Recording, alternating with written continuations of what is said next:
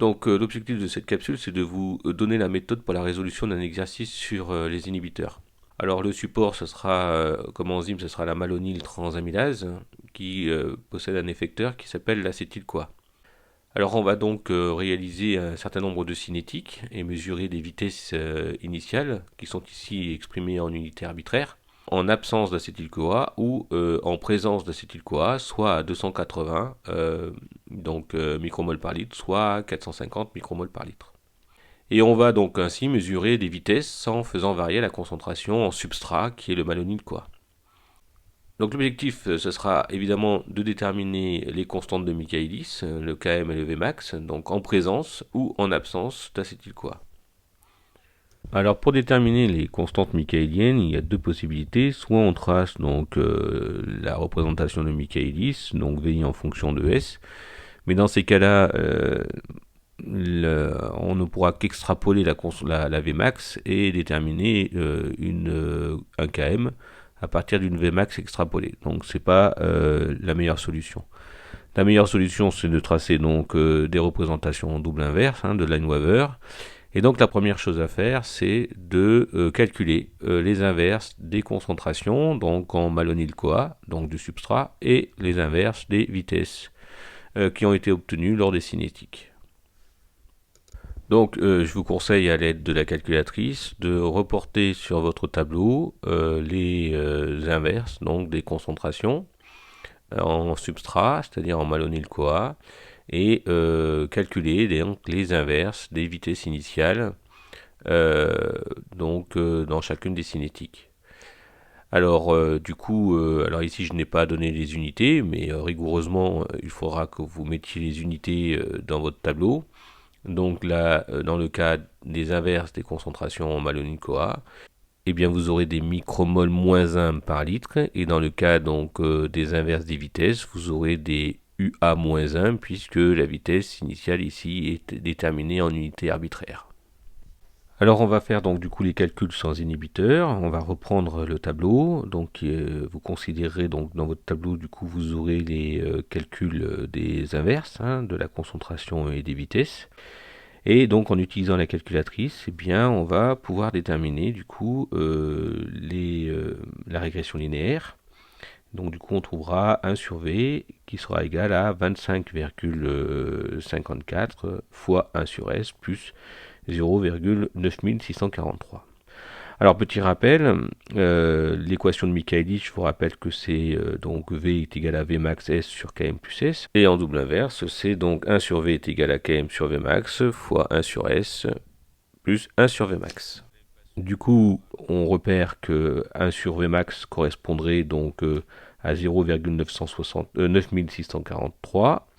Du coup, Vmax sera égal à 1,037 unités arbitraires. De la même façon, on voit que la pente Km sur Vmax correspondrait donc à 25,54. Du coup, Km représente donc 25,54 fois le Vmax que nous venons de calculer.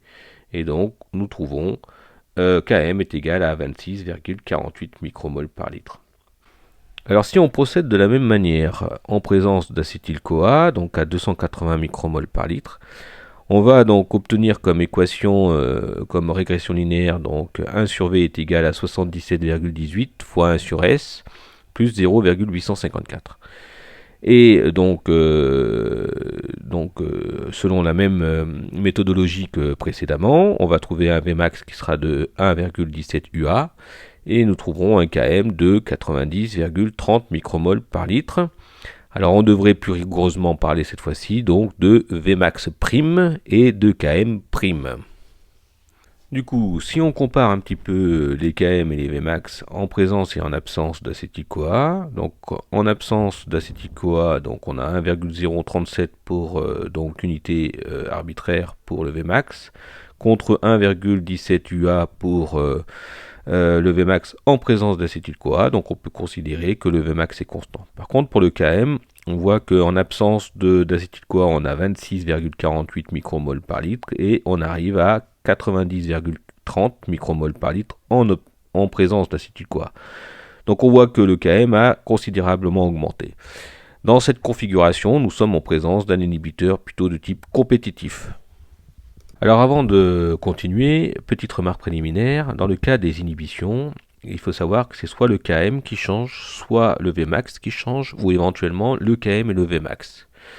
Dans tous les cas, le facteur d'augmentation ou le facteur de diminution de ces constantes michaéliennes, que on va appeler alpha, eh bien c'est toujours 1 plus I sur KI, avec I la concentration en inhibiteur et KI la constante d'inhibition. Alors du coup, on va pouvoir calculer enfin KI.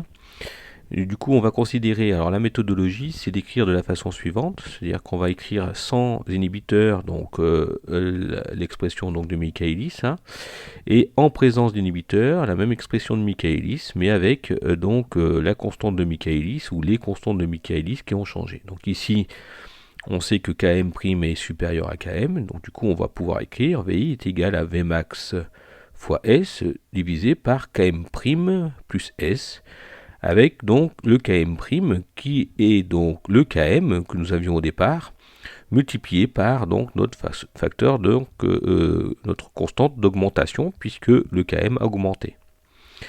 Et alpha, comme je viens juste de vous le dire, correspond à 1 plus I sur KI. Du coup, on pourra écrire tout simplement, et on pourrait partir de là, que Km' correspond donc au Km fois 1 plus I sur KI. Du coup, on aura bien Km', puisque nous l'avions calculé préalablement. Nous avons donc le Km qui correspond à la constante de Michaelis en absence d'inhibiteur. Nous avons la concentration en inhibiteur, et nous avons à trouver la constante d'inhibition. Maintenant, il s'agit tout simplement de transformer cette expression, donc Km' est égal à Km facteur de 1 plus I sur KI, et isoler donc KI. Donc c'est une résolution mathématique, je vous laisse faire. Bon, finalement, on arrive à KI est égal à concentration en inhibiteur fois Km divisé par Km' moins Km. On va pouvoir faire la résolution, donc l'application numérique. Donc on va pouvoir faire l'application numérique. Donc je vous rappelle que nous avions donc en absence d'inhibiteur, le Km est égal à 26,48 micromol par litre. Nous avions donc en présence d'inhibiteur, le Km' est égal à 90,30 micromol par litre. Et nous avions une concentration donc en inhibiteur de 280 micromol par litre. Donc si on fait l'équation aux unités, on aura bien un KI qui sera exprimé en micromol par litre. Et donc après application numérique, eh bien, on trouvera un KI de 116,17 micromol par litre. La concentration en inhibiteur, donc nous l'avons dit, c'est 450 micromol par litre. Donc si on fait l'application numérique, nous arrivons à un KI de 107,77 micromol par litre, ce qui est donc très proche de celle que nous avions trouvée préalablement.